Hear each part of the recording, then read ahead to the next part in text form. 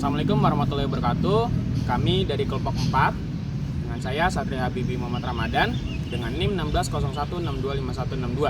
Baik, saya Banu Mardika dengan NIM 16016251488. Saya Kirmansyah dengan NIM 16016251172. Nah, dengan teman saya juga, dengan teman kami yang tidak dapat hadir pada hari ini karena berhalangan, yaitu Uria Kambuaya. Jadi di sini kami mengerjakan tugas kelompok dari mata kuliah Perkembangan peserta Didik. Oke. Jadi di sini kami memberikan beberapa pertanyaan kepada narasumber kami, yaitu anak SMA, mengenai permasalahan apa yang sedang mereka alami. Jika di sini saya menanyakan tentang apa sih yang saya lakukan sekarang kakak ini. Kalau buat sekarang isu utamanya bagi saya itu di time management terutama karena agak susah buat ngimbangin antara akademik sekolah terus kayak lomba dan organisasi juga. Jadi kakaknya ini ada SMP buat namanya EBIK, itu kayak curricular media gitu. berarti desain Ya bisa. kakaknya pernah lomba atau Ya pernah baru SMP kelas 3 kan di SMK 48. berarti kakaknya pernah ikut lomba tingkat nasional atau antar kota? Ini masih antar kota. Kemarin juara. Berarti kakaknya ini suka desain media kayak misalnya kerja itu. Lebih ke digital sih kalau karya digital. Mau tentang masalah sekolah kuliah itu ya? Ya juga sih, jadi saya juga kalau itu pas saya agak bingung mau milih jurusannya nanti berapa lama. Berarti tantangannya itu di akademik. Ya, bingung juga sama mengambil mana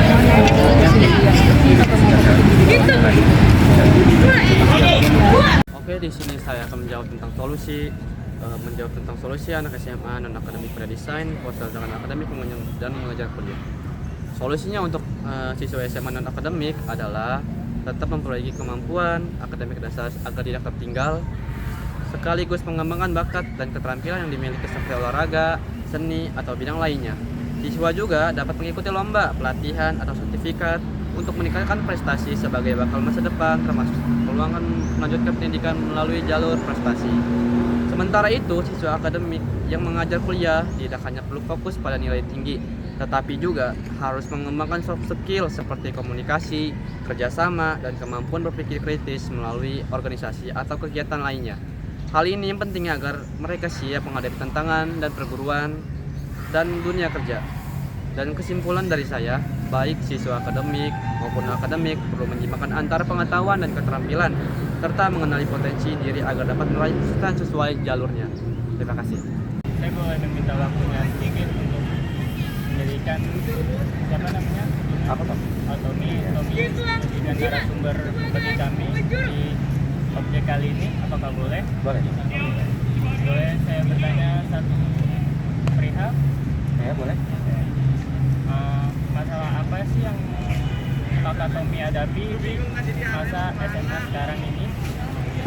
Kalau masalah yang aku hadapi di SMA ini lebih ke fokus ngejar kuliahnya sih. Soalnya aku juga selain ngejar PTN, aku ngejar perguruan tinggi yang swasta juga. Soalnya standar sekarang emang tinggi-tinggi banget kan ya. Terus juga sampai saat ini aku juga nggak ikut lomba apa-apa, jadi aku fokus ke prestasi yang akademiknya aja sih. Itu yang bikin agak bingung, agak bimbang, agak stres juga. Terus sama untuk ngejar waktunya, karena untuk memenuhi nilai akademiknya ini kan perlu waktu yang banyak juga ya. Sedangkan aku ngerasa aku mulainya ini agak telat juga sih. Terus di kelas 11 yang udah akhir semester 2 baru aku kayak mulai.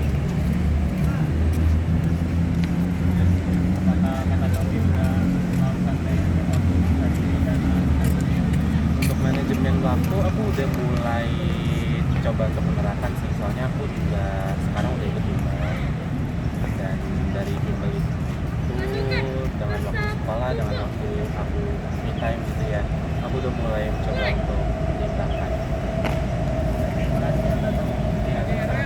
saya izin menjawab permasalahan dari keterlambatan dalam mengejar PTN dan PTS. Yaitu solusi dari saya yaitu membuat jadwal belajar yang teratur. Di sini kalian yang memiliki keterlambatan untuk mengejar PTN atau PTS diwajibkan untuk membuat jadwal seperti jadwal dari harian sekolah dan kewajiban yang lain, dan jangan lupa memasukkan juga jadwal istirahat. Nah, yang kedua itu menentukan target yang jelas. Kalian tuh harus tahu nih, kalian harus masuk ke prodi impian kalian yang mana. Kalau misalkan impian kalian di teknik, ya udah kalian kencengin belajar soal di TPS atau tes skolastik. Atau kalian jangan hiraukan juga tes literasinya. Kalian juga harus imbangin antara TPS dan tes literasi. Nah, yang ketiga itu memanfaatkan sumber belajar yang tersedia. Kalian di sini juga bisa mengikuti bimbel-bimbel yang ada di sekitaran kalian. Atau juga kalian bisa men-searching di Google bank soal tahun sebelumnya, sebelum tahun kalian itu mengikuti tes UTBK atau tes perguruan tinggi yang lain. Nah, yang keempat itu mengikuti tryout yang sudah diberikan oleh misalkan dari pihak instansi sekolah atau yang lainnya. Nah, ini penting banget nih untuk mencari informasi jalur masuk perguruan tinggi. Nah, seperti kalau misalkan kami sendiri itu ada di Universitas Negeri Jakarta, itu banyak, bisa dari UTBK, SNBT, seleksi mandiri. Dan seleksi mandiri ini ada banyak banget, ada mandiri UTBK sampai mandiri ujian tertulis di rumah. Kalian juga harus mencari info lah universitas yang kalian impikan. Jangan kalian cuman tidur tapi ingin memasuki universitas impian, itu sulit untuk dicapai. Nah, selanjutnya ini ada berkonsultasi dengan guru atau orang tua wali.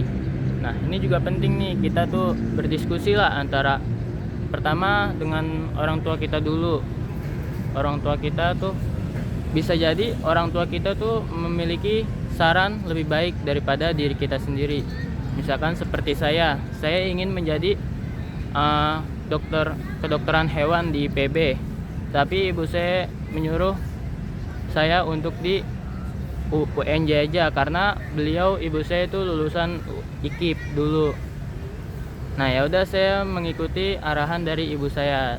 Terus saya juga bertanya kepada guru BK di sekolah saya, dan nilai saya cukup untuk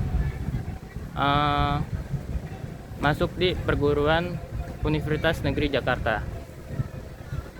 Nah, sebelumnya ini juga sangat penting nih, menjaga motivasi dan kesehatan.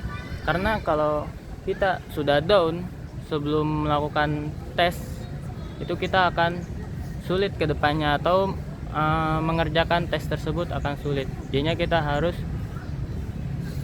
slowly, tenang, relax. Sekian dari saya. Assalamualaikum warahmatullahi wabarakatuh.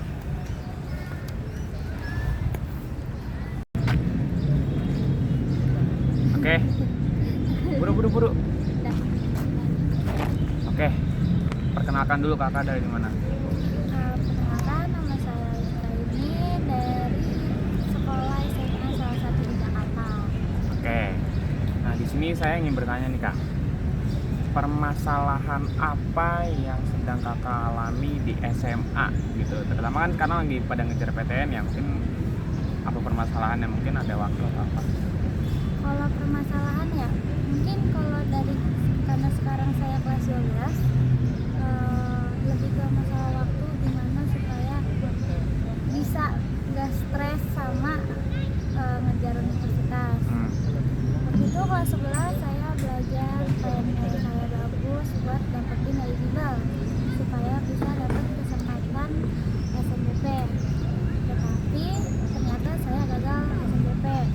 Lalu saya ikut